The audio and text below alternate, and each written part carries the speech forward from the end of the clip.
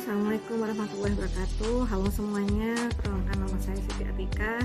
Saya mahasiswa Universitas Linggabuana PGRI Sukabumi dengan NIM 103250204. Pada kesempatan kali ini saya akan menjelaskan tentang perorganisasian dalam rangka untuk mengerjakan mata kuliah pengantar manajemen dengan dosen pengampunya Pak Angga.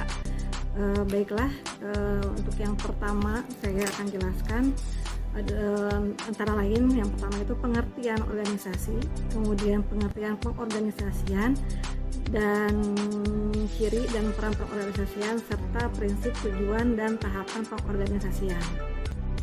Untuk materi pertama yang akan saya jelaskan yaitu pengertian organisasi.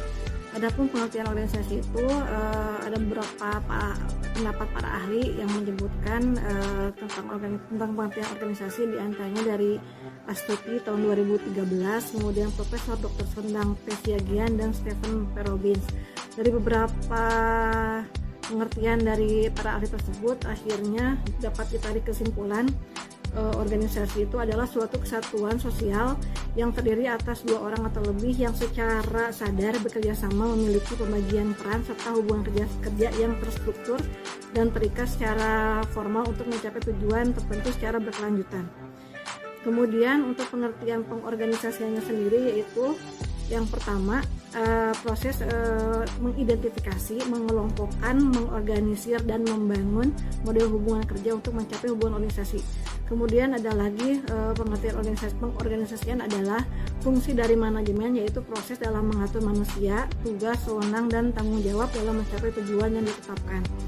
Adapun dari beberapa pengertian pengorganisasian dari beberapa ahli, akhirnya peneliti manajemen berkesimpulan bahwa sebenarnya untuk pengorganisasian itu adalah kebijaksanaan sumber daya manusia untuk menentukan posisi atau jabatan seseorang dalam pelaksanaan pekerjaan yang sesuai dengan kriteria-kriteria dalam penerimaan pegawai berdasarkan kemampuan, kecakapan, dan keahlian yang dimiliki oleh calon pegawai tersebut.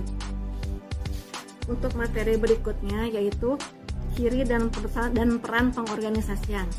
Adapun ciri-ciri pengorganisasian antara lain yang pertama sebagai wadah atau tempat bekerja sama, yang artinya organisasi itu adalah tempat berkumpulnya beberapa orang, dua orang atau lebih dalam suatu wadah, tidak berupa tempat juga, di mana mereka itu yang berbeda latar belakang dan berbeda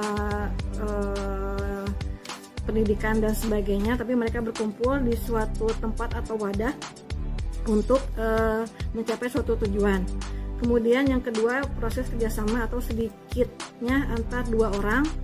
Kemudian yang ketiga, ciri-ciri organisasi itu adalah jelas tugas dan kedudukannya masing-masing.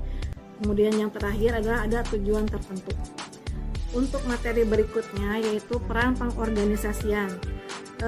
Pengorganisasian mempunyai peranan yang sangat penting dan sangat menentukan langkah selanjutnya dalam manajemen. Menurut George R. Terry, peran pengorganisasian diantaranya yaitu membagi pekerjaan ke dalam tugas-tugas yang dapat dikelola. Yang kedua, mengelompokkan pekerjaan berdasarkan kesamaan fungsi. Kemudian yang ketiga, menetapkan hubungan wewenang agar setiap orang yang memahami siapa yang memberi perintah dan siapa yang menerima. Kemudian yang keempat, mengkoordinasikan kegiatan agar semua bagian bekerja harmonis. Untuk materi selanjutnya yaitu prinsip, tujuan dan tahapan pengorganisasian. Yang pertama itu prinsip-prinsip pengorganisasian yang dapat digunakan untuk secara efektif melakukan fungsi organisasi dalam manajemen, yaitu yang pertama pembagian kerja. Yang dimaksud pembagian kerja di sini adalah di mana pimpinan atau manajer membagi pekerjaan atau tugas kepada individu atau anggotanya atau karyawannya sesuai kemampuan individu tersebut, di mana kemampuan tersebut bisa diasah untuk untuk lebih baik lagi dan bisa untuk lebih produktif lagi. Kemudian yang kedua, wewenang dan tanggung jawab, di mana di pengorganisasian ini terdapat wewenang dan tanggung jawab yang jelas. Kemudian yang ketiganya itu disiplin. Prinsip yang ketiga yaitu disiplin. Kemudian yang berikutnya kesatuan perintah dan kesatuan pengarahan. Antara kesatuan perintah dan kesatuan pengarahan ini pengertiannya hampir sama, di mana intinya atasan tidak boleh memerintah lebih dari satu orang, satu pekerjaan kepada satu orang yang sama, supaya pertama supaya pekerjaannya cepat selesai, tidak tumpang tindih dan cepat selesai. Kemudian selanjutnya subordinasi kepentingan perseorangan terhadap kepentingan umum, yang artinya di sini kepentingan organisasinya berada di atas kepentingan pribadi, harus mengutamakan kepentingan organisasinya demi kebersamaan dan tujuannya tercapai. Kemudian berikutnya ke penggajian. Di sini maksudnya dimana apabila gajinya sesuai, mungkin akan mempengaruhi kinerja pegawai atau karyawan. Kemudian pemusatan, di sini pemusatan lebih ke memusatkan satu arahan, satu perintah kepada satu orang, di mana satu orang ini adalah satu orang manajer yang memegang satu tampuk kepemimpinan. Kemudian prinsip yang berikutnya yaitu rangkaian perintah. Di sini lebih ke hierarki ya. Jadi maksudnya rangkaian perintahnya itu dari atas ke bawah. Kemudian ketertiban. Ketertiban itu maksudnya kerjanya rapi, tidak berantakan, dan disiplin atau sesuai dengan tugas dan posisi masing-masing. Kemudian ke prinsip yang kedua yang selanjutnya yaitu keadilan. Keadilan sini artinya wajar sesuai dengan tugas dan posisinya. Untuk prinsip yang selanjutnya yaitu stabilitas jabatan dalam kepegawaian. Di sini artinya karyawan itu berhak mendapatkan stimulus kenaikan jabatan atau jenjang karir yang jelas. Kemudian prinsip selanjutnya inisiatif. Ini lebih ke manajer atau pimpinan atau kepala itu diharapkan kepala atau manajer itu adalah seorang yang pintar dan penuh dengan inisiatif. Kemudian yang terakhir, prinsip yang terakhir itu semangat kesatuan, di mana di sini pegawai atau karyawan atau individu itu diharapkan mempunyai rasa kesatuan atau semangat atau semangat nasib dan sepenanggungan dengan anggota tim lainnya. Kemudian untuk penjelasan selanjutnya itu tentang tujuan pengorganisasian. Tujuan pengorganisasian antara lain pertama membantu koordinasi. Di sini tujuannya jelas, yaitu supaya tujuan organisasi itu tercapai dengan cepat, dengan mudah serta efektif.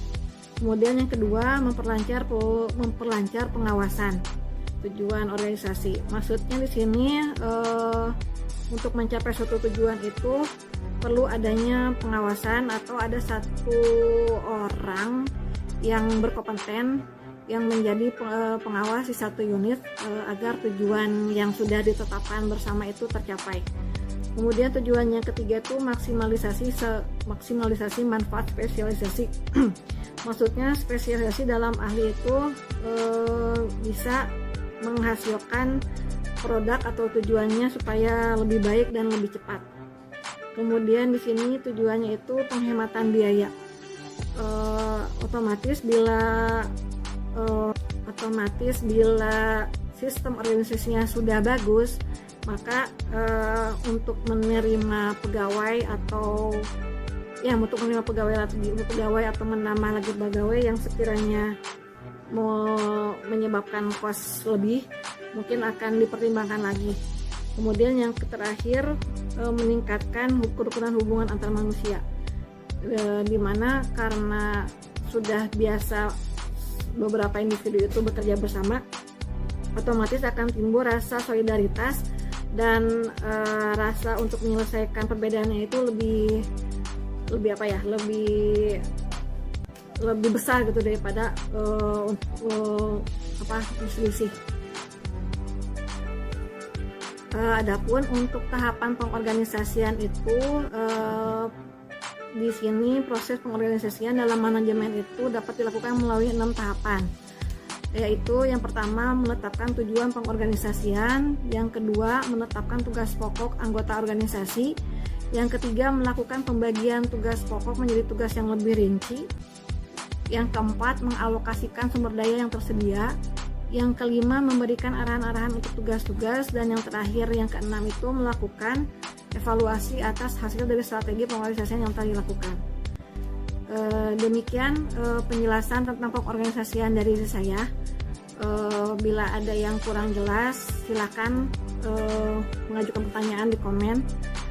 Sekian dari saya ucapkan terima kasih. Assalamualaikum warahmatullahi wabarakatuh.